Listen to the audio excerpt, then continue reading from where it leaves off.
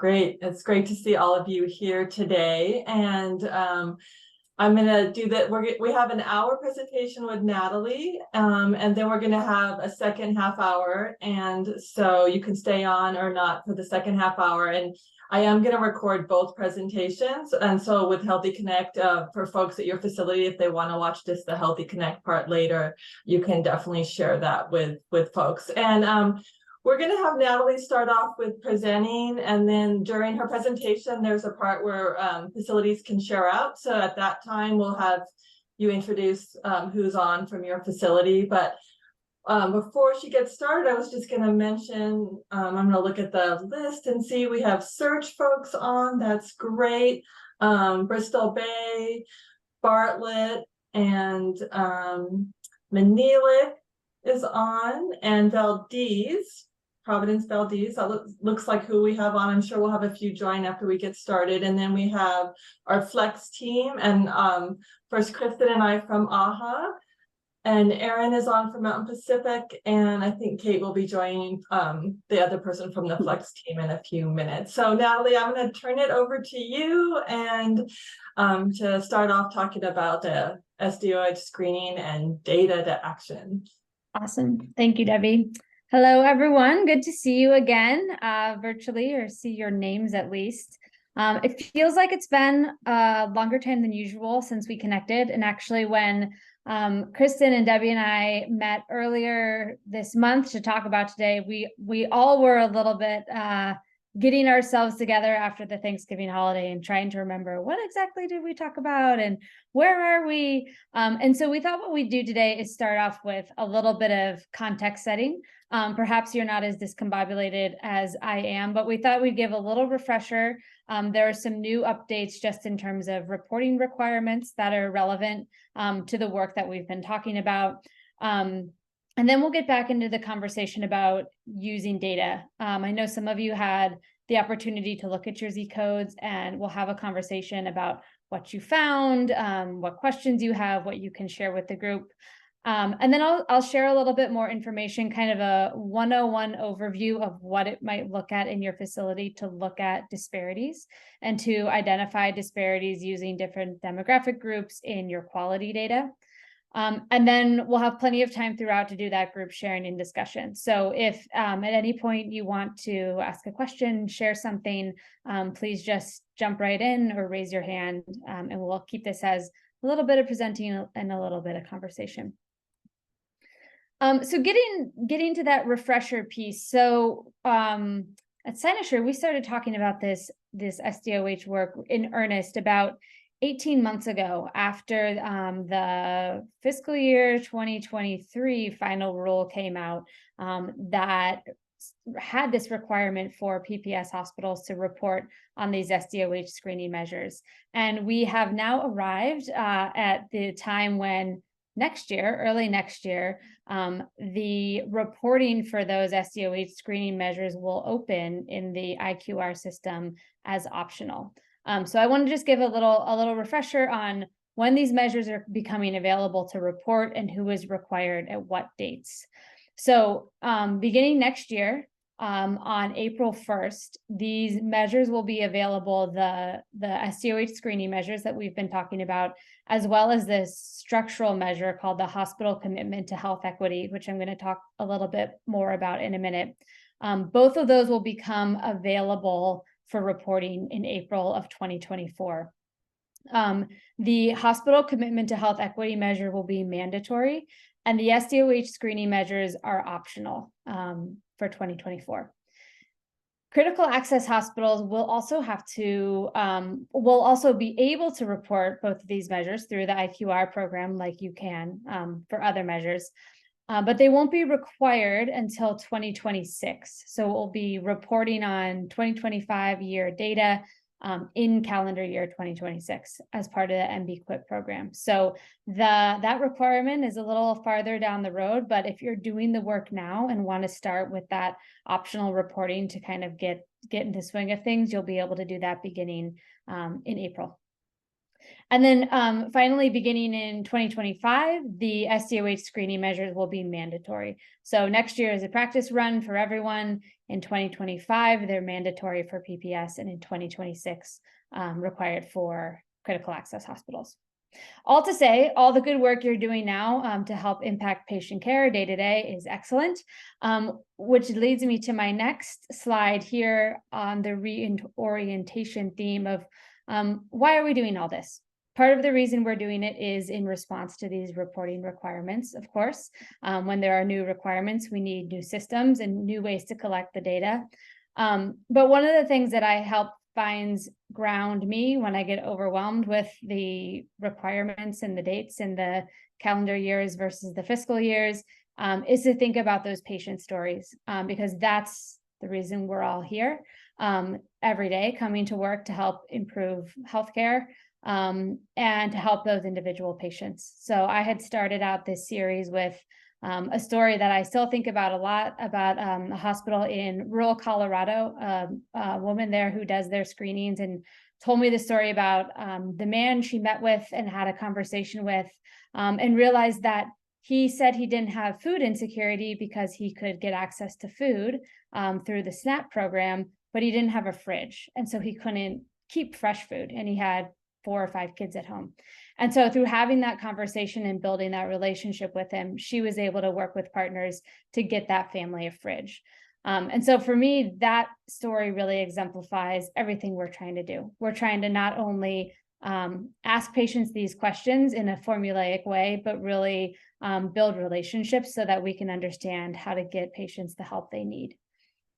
We also heard that story about Frank from Jesse last session, and the way that Frank, the fictional name but real patient, was able to get the wheelchair and the help that he needed because the clinic that he went to was connected with this excellent resource who was able to get him support. So that's why we're here, right? We're here to meet those reporting requirements. We're here to talk about data and those details, but really we're here to help patients and to figure out how asking these questions can help us do our jobs better and help us really make an impact in individual patients and in our communities. So that, to me, that's what equity is. I know there are a lot of different definitions of equity. It can mean different things to different people. One of the, I think, most commonly used definition is that equity is about helping everyone achieve their highest potential for health, right? It's about figuring out what each of us needs, what each community or population needs to be able to maximize their health. And the SDOH, the social drivers of health screening work that we've been talking about over the last few sessions, is a really important piece of equity and advancing equity or reducing disparities within your hospital setting, within the healthcare system, but it's not the only piece. And so I wanted to take a moment to talk about this other metric that is also required as part of the CMS reporting. It's a structural measure. This one is mandatory for PPS hospitals beginning next year. But I actually think it's a useful tool as well to help think about what is your approach overall as a facility to healthcare equity, and how does your SDOH screening program fit within that? So like I said, it's a 5-question structural measure. So you'll have to attest to these 5 different domains and basically say, yes, we do all of those things, or no, we don't do all of those things yet. And what it does is it outlines 5 types or 5 activities that CMS thinks, and again, I think this is actually a pretty good short description, that CMS thinks health and healthcare organizations should be undertaking to advance equity. It will be reported through the IQR program, through QualityNet, and we'll share more details as we have them about what that will actually look like. So these are the 5 domains. Equity is a strategic priority, data collection, data analysis, quality improvement, and leadership engagement. These are the 5 domains that CMS says you should be undertaking to advance equity. So I'm going to go through them to give a sense of what they are and hopefully spark some thinking for you about how is this showing up currently in your organization? Are there dots you might need to connect or ways you might need want to connect the work you're already doing around this SDOH screening to this broader picture that might exist within your hospital. So the first one is equity is a strategic priority. And the way the measure works is you'll read all of this. And if you can answer yes to all of these, you would say yes. If you can only attest to say doing 3 of the 4 bullets, you would report no at the time of the reporting. So what it calls for is, does your hospital have a strategic plan for advancing healthcare equity that identifies priority populations, establishes healthcare equity goals and action steps, outlines specific resources that are dedicated to achieving those goals, and describes your approach for engaging key stakeholders. Number 2, the next domain is data collection, something that we've been talking a lot about throughout this session. So probably an area where you have a lot going on. So this one asks, is your hospital actively engaged in 3 key data collection activities?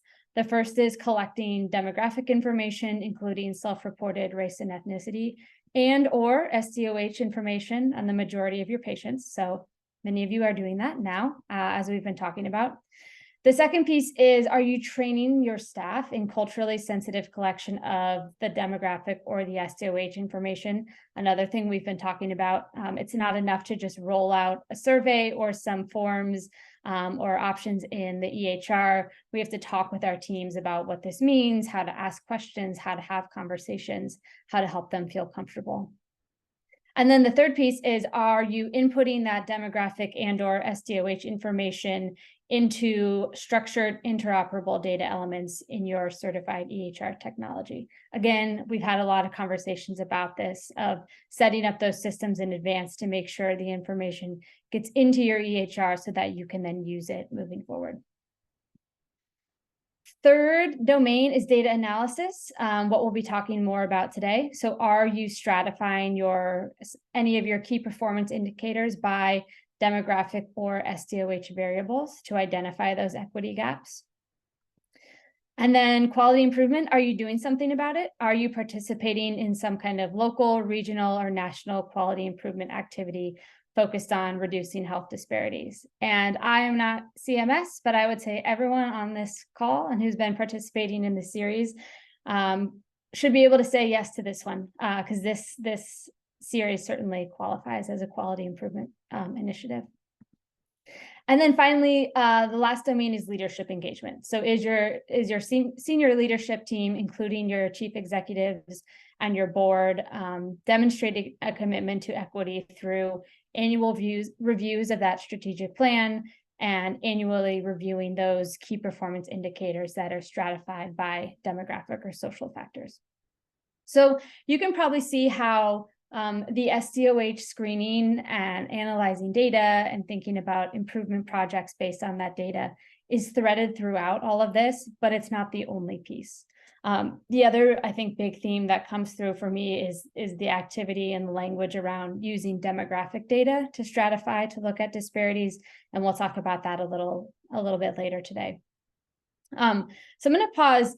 Does anyone have any questions or reactions or thoughts you want to share about this measure and how you might be thinking about this in your organization?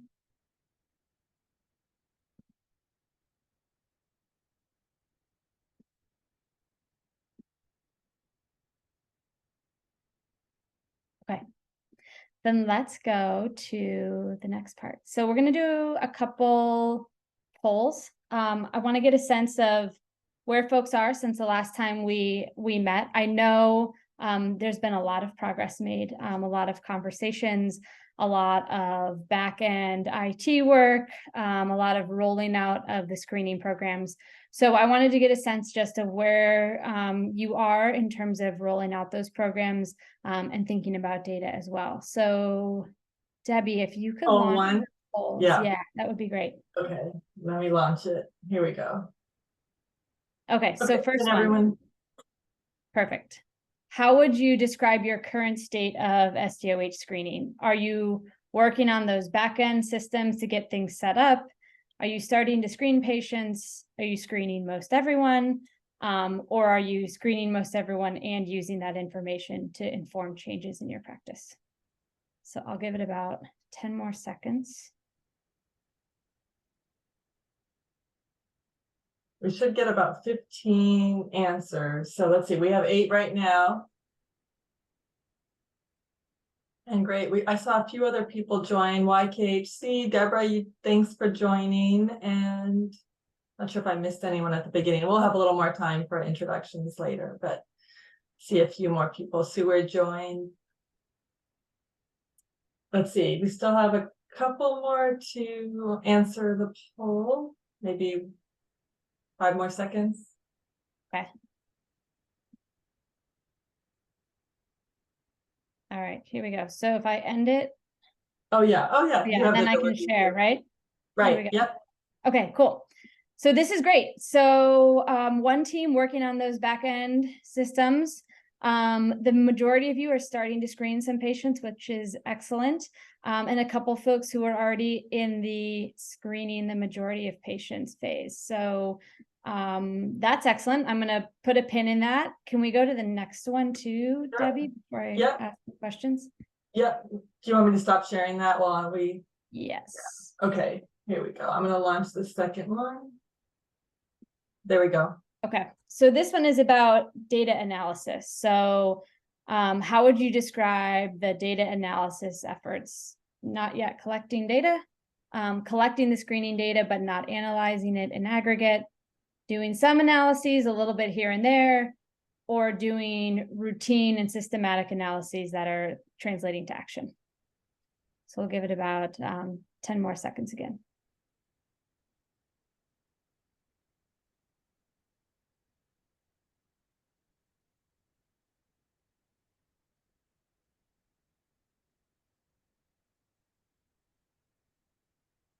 And I forgot there's a few from each facility, so they might just have one person answering per facility.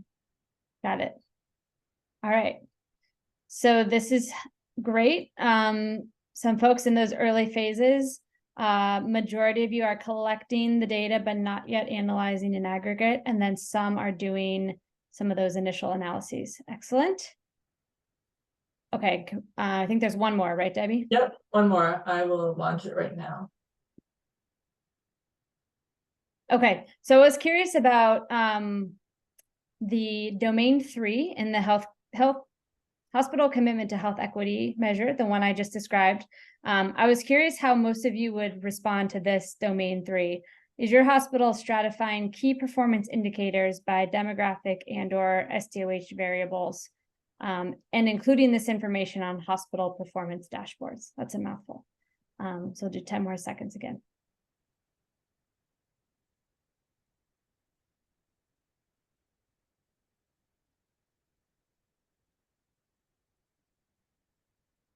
Okay, great. And it looks like most of you not yet, some of you somewhat. So great. This is exactly the conversation we will be having today. So I appreciate that. Okay, let me close this out. Before I get into the next bit about data analysis, actually, why don't we can we take a minute and just have folks share out, now that many of you have started that screening for a lot of patients, is anyone willing to share what you've learned, what you've really focused on the last few months? Just kind of give an update on how things are going.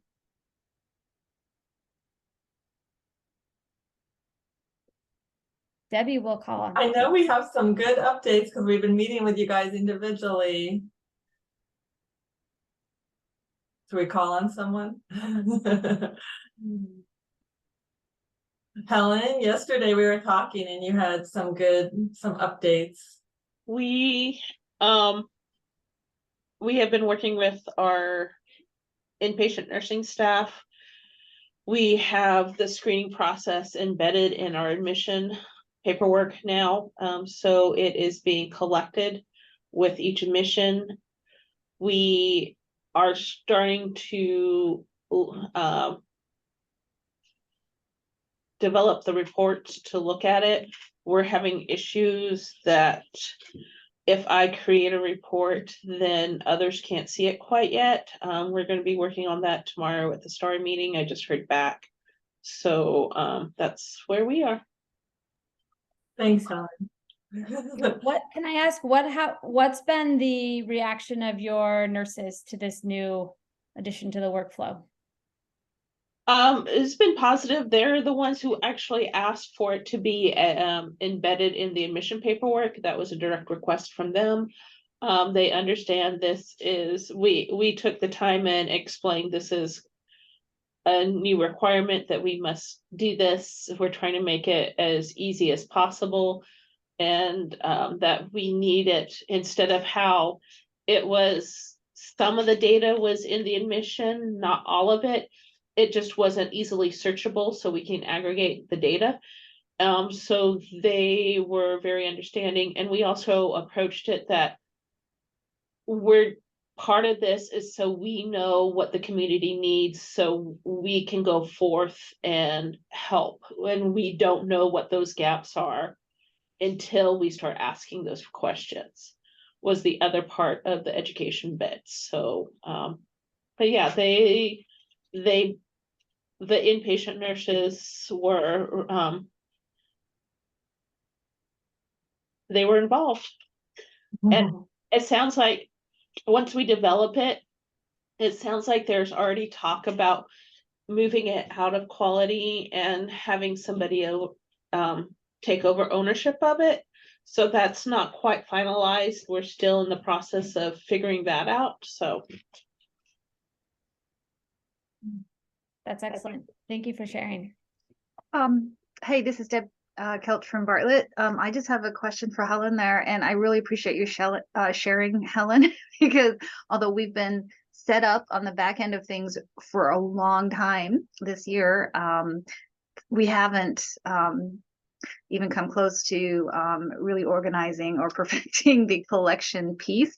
So and thank you for sharing about the nursing staff and what their request was. That might be something I think I'll look into, is because we've been trying to decide where it should live.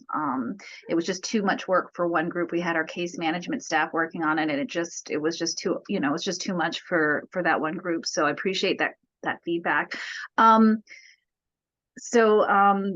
Anyway, yeah, I just wanted to say thank you for that so much. And then I'm just wondering, like, and I know this is really specific, probably too specific of a question for this group, but just wondering, Helen, there, like, if the nursing staff has communicated, like, if they're going to have somebody representing, like, if maybe a patient is too ill at admission during the admission process to answer questions, will you have somebody kind of answering, like a proxy, or how are they going to deal with that if the patient is, because we have patients who are admitted, they're quite ill, right, and can't talk or just can't take the time to answer those questions. What's your process for that? most of the people who are that ill, we ship. We don't keep our critical patients here. Okay. If somebody has like dementia or something else, they can't quite answer. If their healthcare proxy is there, I'm sure that's who they are asking. I haven't heard for sure one way or the other how they do it, and that is something that I could follow up on. And thank you for pointing that out. So. Oh, no, thank you. I just, after you shared that piece about the nursing staff and the admission, doing it on the admission, I was like, well, I shouldn't have to rewrite the book. Let's work together. Yeah. So thank you. We also have our inpatient case manager is also trying to keep an eye on them on a daily basis when we get an admission, Monday through Friday, and either help remind the nursing staff in real time or have some sort of help with that process. So we do have somebody else involved with that process on a day in, Monday through Friday, day in, day out. So. Thanks. Debbie, this is Dina. Oh, yeah. I can share a little bit of where we're at. Oh, great. That'd be wonderful. Great. We have some of the same issues that Helen has at Manilic, because we use some of the same reporting. So with the POP analyzer, we are not as far along in creating the reports. I will also share that, you know, Oracle Cerner is supposed to be coming out with a report in business objects, but that won't be until mid-January or so. That is supposed to pull some of this data for us. So it will be interesting to see when it is available, how friendly, how usable it is for us, which will be nice. So we're waiting for that. And then I have been meeting with the CNO and our CMO regarding what our process would be if we have positive screenings on the inpatient unit. And we are working on that. We put in a request for a ticket so that our RNs can put in an order for a referral to social services without having to have a co-signature. And we're going to create a protocol that says this is what we will do. But we didn't want to have to add another order that a physician would have to co-sign if this is what we have agreed as an organization to do. And then we have created a resource list that is unfortunately more specific to the Dillingham area. And we have meetings set up to start talking and hopefully creating more village specific resources. You know, there are some things that are state specific, but you know, and I'm sure that other THOs have this, that like maybe in the village of Togiak, there's this and that, but we don't really have a list of what those services are. So we need to start reaching out to our village contacts and trying to learn more about what resources are available in each specific village that maybe we don't know about, and creating more village specific resources. So that is where we are at. Thank you. So much great stuff packed in there. Appreciate those updates. And Natalie, I know someone from Search, Bettina, mentioned a comment in the chat. I don't know if you wanted to. Yeah. Thank you for sharing that, Bettina. So sounds like you have Z codes in Cerner, a community wellness resource page set up, and 2 new social workers to help, in addition to helping to train your staff, which is outstanding. I don't know if you can come off mute or put anything Sure. else in the chat. Okay, go for it. So just what I put in there, we have a community wellness resource page set up, and that resource page is right on our intranet page in Search. So if there's a patient that comes in and has transportation issues and they live in Wrangell, any employee can go into that intranet and pull up that resource page, and by community, it will list different resources available to that patient for transportation problems or food or housing, whatever problem that they may be having. And so that's good. We've hired 2 new social workers in Juneau to assist with us in rolling out, SDOH. And we're also, we're going to be training our front office staff and registration with how to ask these questions. And we're still trying to determine, are we gonna ask it on a tablet? Are we gonna do it in paper form? Is it gonna be is it gonna be in the patient room, in the exam room? Are we gonna ask that way? So yeah, so we're in the process. I've started to collect some of that data, what we already have, and keeping track of it. So Thank you. yep. Anyone else like to share?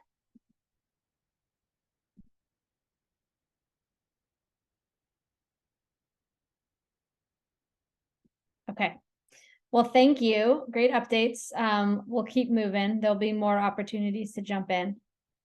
So really great examples in that conversation of kind of the first opportunity, I guess, through this screening process to address needs is obviously at the individual patient level, right? Someone is in your hospital, they need transportation, you pull up that resource and you can get them connected. what we're talking about when we're thinking about looking at data in aggregate, and pulling those reports and designing those, as many of you have mentioned, is thinking about how we can use that data that we collect over time to move from addressing those individual needs, which will still happen, to also thinking about what policies or programs or other supports or partnerships might need to be in place to address those community level needs or those needs of a population, to address those social drivers of health versus the health related social needs at an individual level. And I wanted to show this slide again that I think I breezed through last time. This is a depiction of equality on the left-hand side, where the blue boxes are all the same, they're equal, and equity on the right-hand side, where the boxes are different levels. So what we're trying to achieve here is pick some apples, I'm guessing. This is showing folks trying to pick apples, which represents attaining their health. You can see on the left-hand side where things are equal, there are still gaps in those folks' ability to reach those apples. And those gaps are disparities, right? Those are the differences in their ability to achieve that same outcome. And so what we're doing when we look at data is we're trying to identify which gaps exist, and which people are in these different groups that have those gaps or that might need additional support. And once we know that, we can understand better how to take action or how to create these stacks of blocks, these different resources and supports that will help us achieve equity and help everyone have the same opportunity to reach those apples.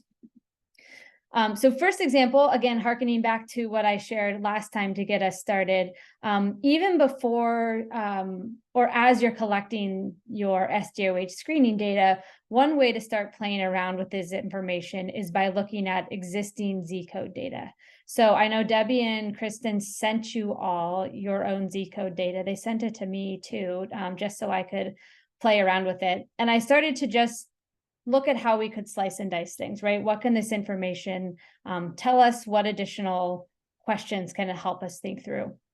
So this was an example. I looked at one facility, their 2022 data, and it, pretty clearly see that there are two types of Z codes or two areas that really stood out: housing and economic problems and employment and unemployment. So then I dug down a little bit deeper into the housing and economic problem domain. There are these, 10 or so different categories that roll up into that. And again, here you can see with a little bit more specificity, there were 3 codes that really stood out: extreme poverty, low income, and homelessness unspecified. So again, a starting point to think about, is this a need that folks in your community have? Then I got new data from Debbie and Kristen this month, which I think they're sharing with you as well, or will share shortly. It's more years worth of Z codes and additional demographic information. So I said, well, what if I look at Z code data by race in a given facility? So I did that for a different facility, different number of years. It's not the same as the data before, but I used the same domain. And this is what I found. So for this given hospital, for the Z codes that were related to housing and economic problems, 572 of the encounters, I don't think they're individual patients, so encounters were white, 552 were American Indian or Alaskan Native, 77 were Black, and so on. So I wanted to introduce this new dimension of looking at it by a demographic category, race as well. And I wanted to get the group's feedback, reactions, and see how you would use this information, or what other questions it might lead you to ask. So anyone have thoughts about this up on the screen, or your own Z code data, or how you might use that information to better understand your patient population? And there are no wrong answers. This is really about brainstorming.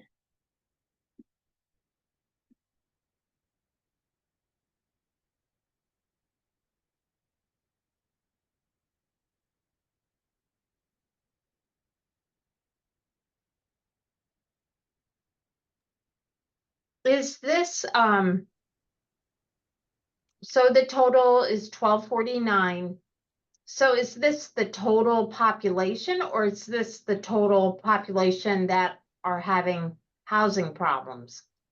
Right, great question. So this is only the total population that has this housing or economic problem.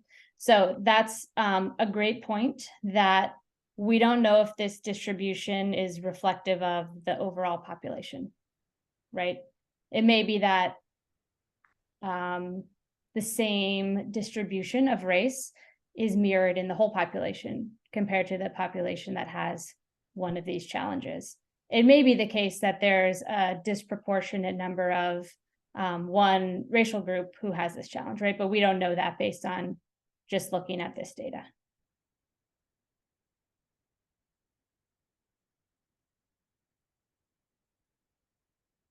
What else? What other questions or thoughts or lines of inquiry?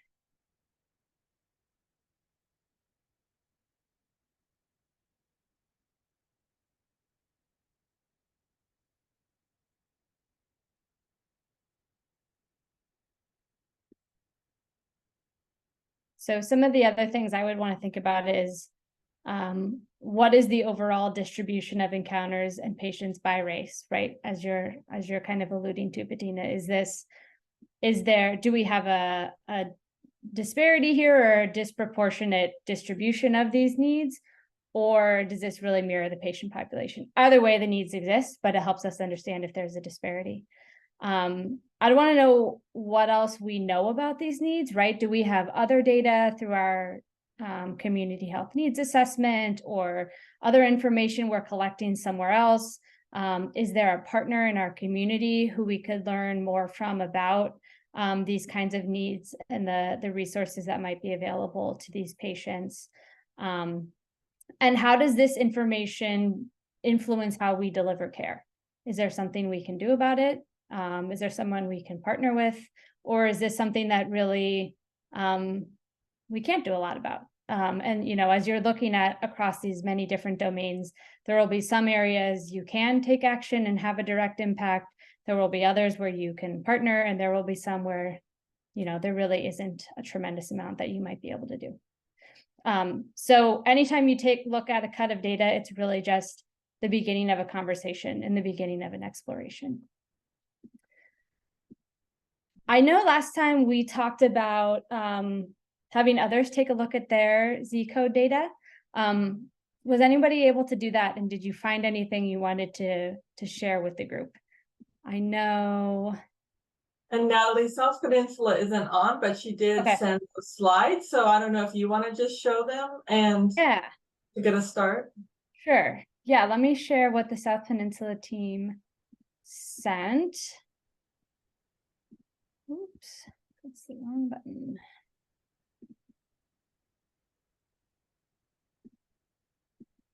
Okay.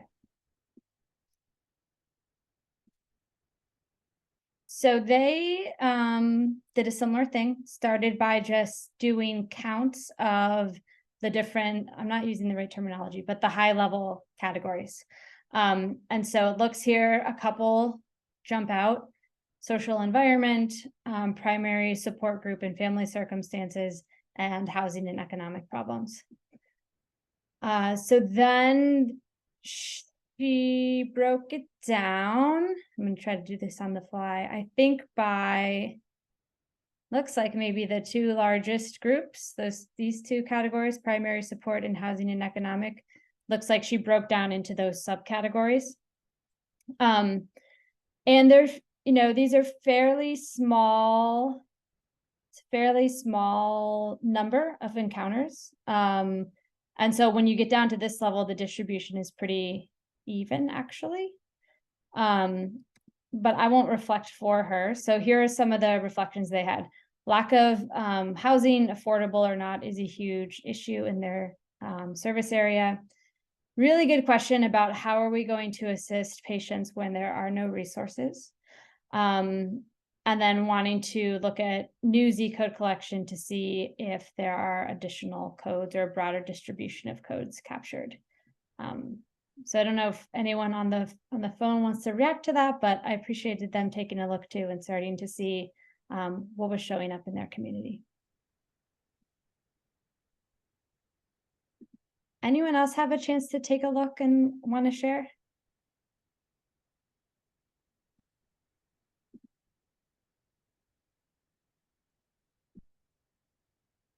Okay, then I'll keep talking. Oh, that's the wrong one.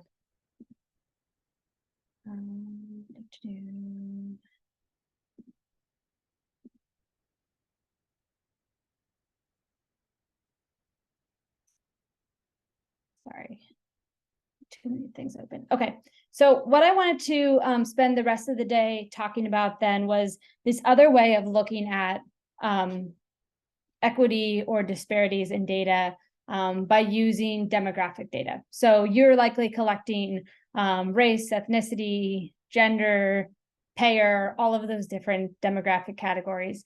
And as we saw in one of the domains of that hospital commitment to health equity measure at the beginning, one of the requirements or attestations is to stratify your key performance indicators by demographic groups or the SDOH. So this is the stratify by demographic groups piece.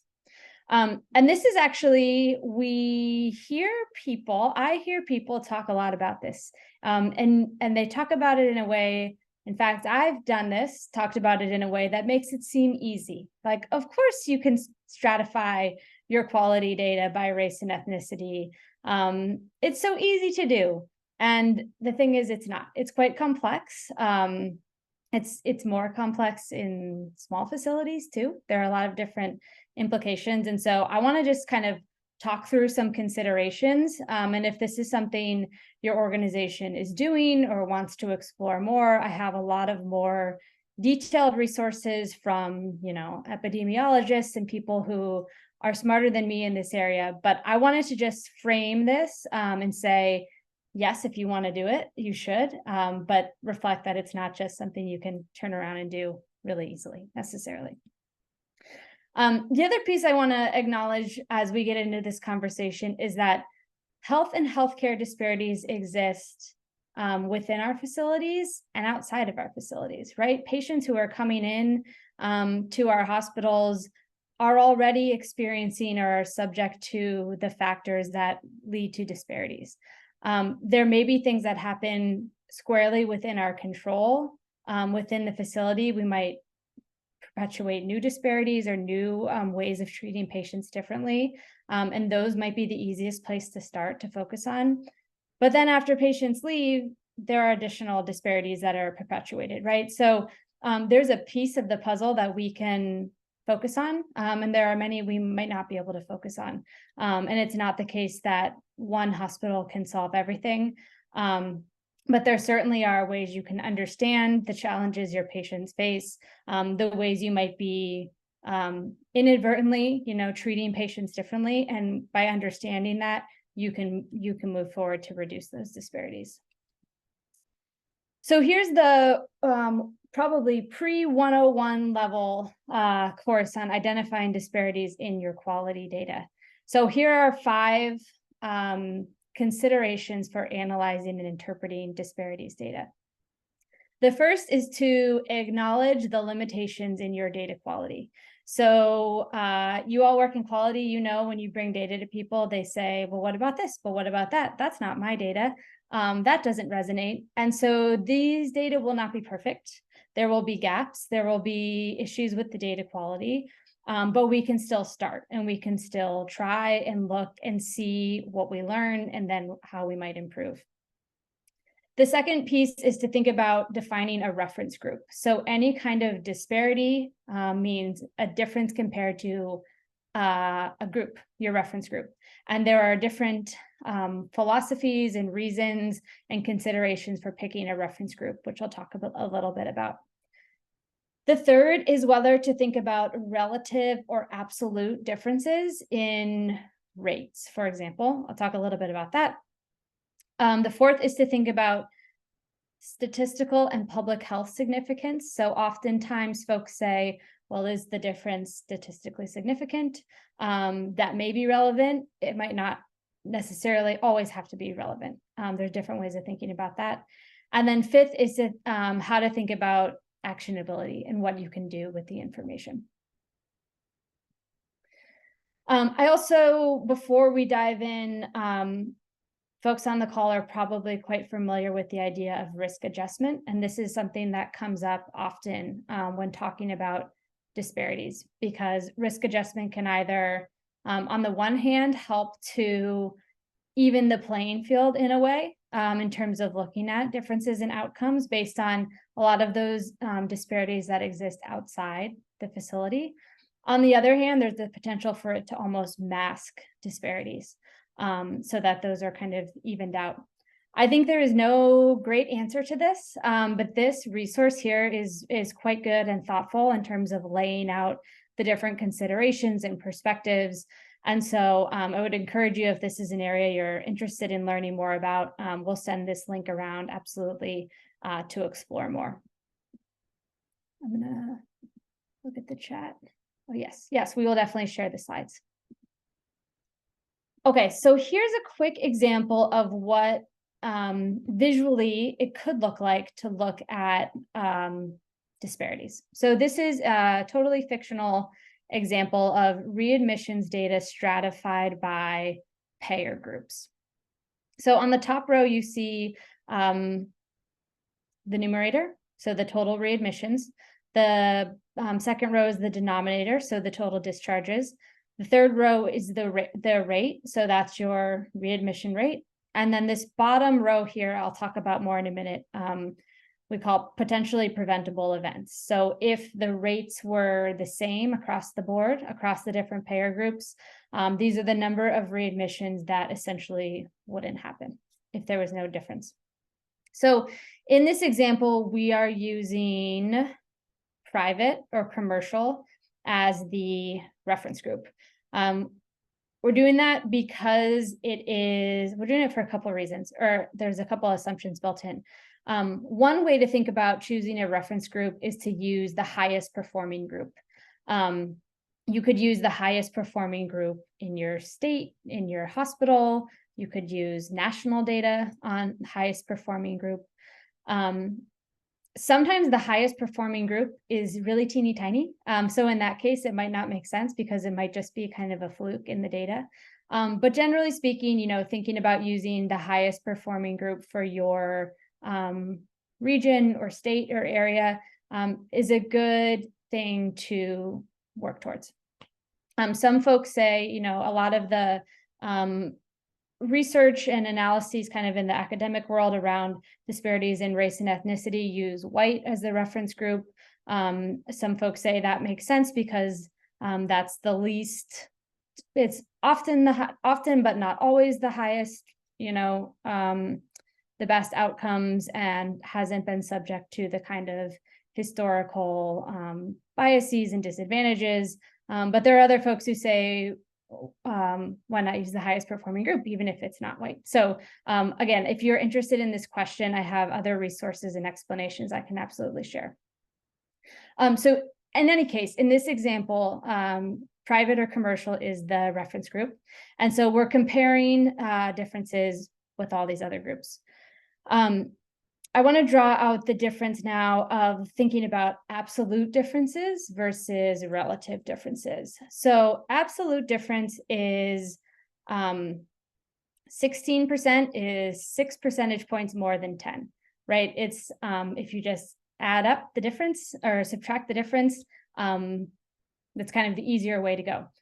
Relative difference is if you take that absolute difference between the two and divide it by the higher performing group. That's your relative difference. So the absolute difference is 6 percentage points, but the relative difference is 60%. So the Medicaid population in this example has 60% more readmissions. There are different types of measures where it might make sense to use absolute versus relative comparisons. So if you have a measure like this example, where performance is kind of in the middle, it's not near an upper or lower bound, it often makes sense to use an absolute difference because, 6 percentage points really means something. People can understand that. If you're really towards like the upper bound of performance, or you have smaller differences, smaller absolute differences, relative might make more sense because it might be really difficult at the top of performance to make improvements in an absolute sense, say from 90 to 95. It might make a lot more sense to use a relative difference.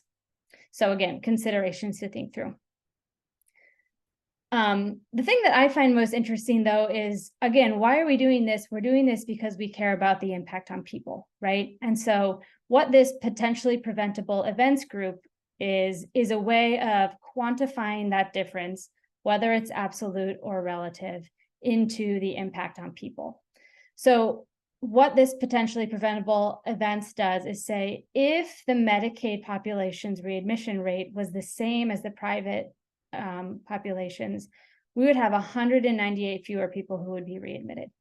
Now, I don't know about you, but that is a lot easier to talk about and a lot easier to understand with your leadership team, with your nurses and physicians and folks on the front line. That's a real, human cost and opportunity. So that's why I like this potentially preventable events example, because it really quantifies the impact. Now, here's another example of the reason that this might be a good way to go. If you look at this example, same data, just calling something out a little bit differently. Over here, the self-pay group has actually the highest rate, right? Their readmission rate is 19%. So if you looked only at the differences in rates, you might say, I really want to zero in on how we can help that group. But if you step back and look at the rate multiplied by the number of patients in each of those groups, even though the difference for the Medicaid group is smaller, if you close that gap, it would affect 188 patients versus the self-pay 18 patients. So the magnitude of impact multiplies the difference by the number of patients who are affected. And again, just helps you to figure out the way to have the most impact. So as you can see from talking this through really quickly, there's a lot of different variables and moving pieces and thinking about how do you look at disparities data? How do you define what a disparity is?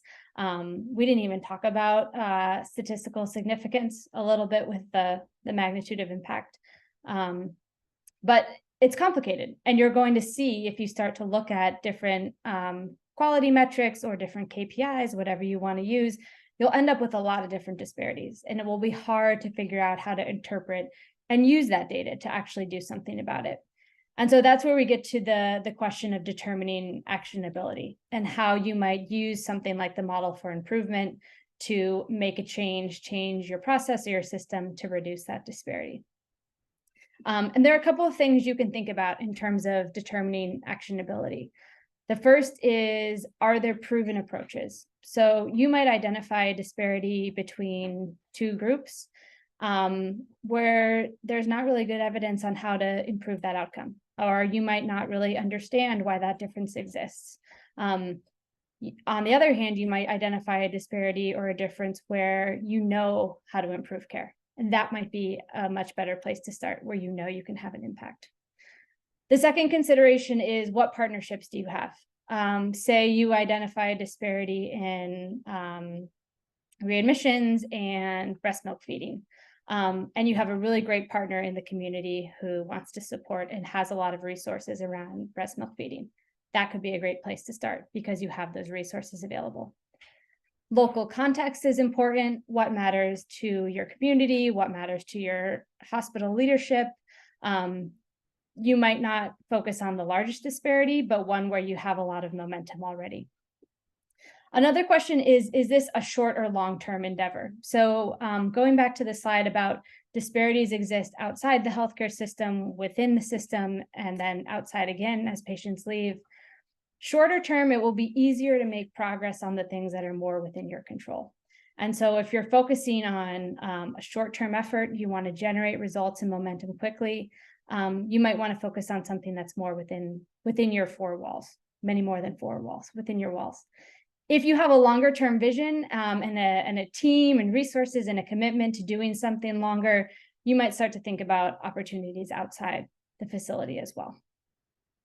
So just some different considerations. You do not have to work on every disparity you identify. That would be impossible.